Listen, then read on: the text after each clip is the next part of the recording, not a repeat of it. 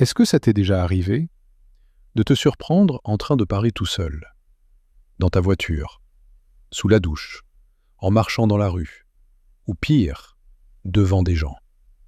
Et là, tu te demandes, est-ce que c'est normal? Est-ce que je deviens bizarre? Est-ce que ça veut dire quelque chose sur ma santé mentale? On a souvent associé le fait de parler seul à la folie, à l'isolement ou à un trouble psychologique. Mais si je te disais que c'est en réalité un signe d'intelligence dans certains cas. Aujourd'hui, on va comprendre pourquoi certaines personnes parlent seules, ce que ça dit sur le cerveau, quand c'est normal, quand ça peut être un signal d'alerte, et pourquoi en réalité on le fait presque tous. Accroche-toi, parce que ce que tu vas découvrir risque de changer ta vision de toi-même. Contrairement à ce qu'on croit, parler seul n'est pas rare. C'est même un comportement naturel. Le psychologue russe Lev Vygotsky a montré que les enfants parlent à voix haute pour organiser leurs pensées. Un enfant qui joue et dit « Alors la voiture, elle va ici ?» Non, attends. Ce n'est pas un délire. C'est son cerveau qui structure l'action par le langage. Selon Jean Piaget, ce langage égocentrique est une étape normale du développement. Et devine quoi? Ce mécanisme ne disparaît jamais totalement. Il devient simplement intérieur. Ce que tu appelles penser est souvent une conversation silencieuse avec toi-même. Parler seul à voix haute, c'est parfois juste rendre audible cette voix intérieure. Nous avons presque tous une voix intérieure, un narrateur interne, une sorte de commentateur permanent. Des recherches en neurosciences montrent que lorsque nous parlons seuls, les zones du langage du cerveau s'activent de la même manière que lors d'une conversation réelle. L'Université du Wisconsin, via les travaux du psychologue Gary Lupian, a démontré que se parler à soi-même améliore la concentration et la mémoire. Dans une expérience célèbre, on demande à des participants de chercher un objet dans une pièce. Ceux qui répétaient à voix haute le nom de l'objet le trouvaient plus rapidement. Pourquoi? Parce que le langage renforce l'attention. Parler seul, c'est parfois optimiser son cerveau. Quand on est stressé, débordé ou confus, parler à voix haute aide à structurer. C'est comme sortir les idées de sa tête pour les voir plus clairement. Dire « calme-toi »,« respire »,« c'est pas grave », active des circuits d'auto-apaisement.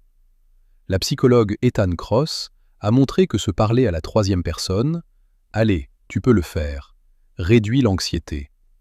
Les sportifs le font énormément. Dans le sport de haut niveau, l'autodiscours améliore la performance. Des athlètes comme Serena Williams ont été observés en train de se parler pendant les matchs. Ce n'est pas de la folie, c'est une stratégie mentale. Tu t'es déjà imaginé gagner un débat sous la douche? On répète ce qu'on va dire, on anticipe, on rejoue. C'est une simulation sociale. Chez certaines personnes isolées, parler seul remplit un vide relationnel. Cela peut devenir un mécanisme compensatoire. De nombreux artistes parlent seuls. Des écrivains comme Virginia Woolf décrivaient leurs dialogues intérieurs comme une matière créative. Le cerveau crée des personnages, des voix, des scénarios. Il est important de différencier. Parler seul en contrôlant ce qu'on dit, entendre des voix qu'on ne contrôle pas. Dans des troubles comme la schizophrénie, les personnes peuvent entendre des voix externes perçues comme réelles. Ce n'est pas la même chose qu'un autodialogue volontaire. Parler seul est normal si tu sais que tu te parles, tu contrôles le contenu, ça ne perturbe pas ta vie sociale. Il faut consulter si tu entends des voix distinctes de ta pensée. Les voix donnent des ordres. Tu perds la distinction entre imagination et réalité. Dans ce cas, un professionnel de santé est nécessaire. Mais dans la majorité des cas, c'est sain. Certaines études suggèrent que l'autodiscours améliore la mémoire de travail, la planification, la résolution de problèmes. Albert Einstein murmurait souvent ses équations à voix basse. Parler seul pourrait être un outil cognitif puissant, parce que la norme sociale valorise la communication externe. Dans l'imaginaire collectif, quelqu'un qui parle seul égale quelqu'un de déséquilibré. Le cinéma a renforcé ça. Mais en réalité, c'est un comportement universel. Alors, pourquoi certaines personnes parlent toutes seules? parce qu'elles réfléchissent, parce qu'elles gèrent leurs émotions, parce qu'elles créent, parce qu'elles se motivent, parce qu'elles sont humaines. La prochaine fois que tu te surprends à parler seul, peut-être que ce n'est pas un problème. Peut-être que c'est ton cerveau en train de travailler. Et toi, tu te parles souvent? Dis-le en commentaire.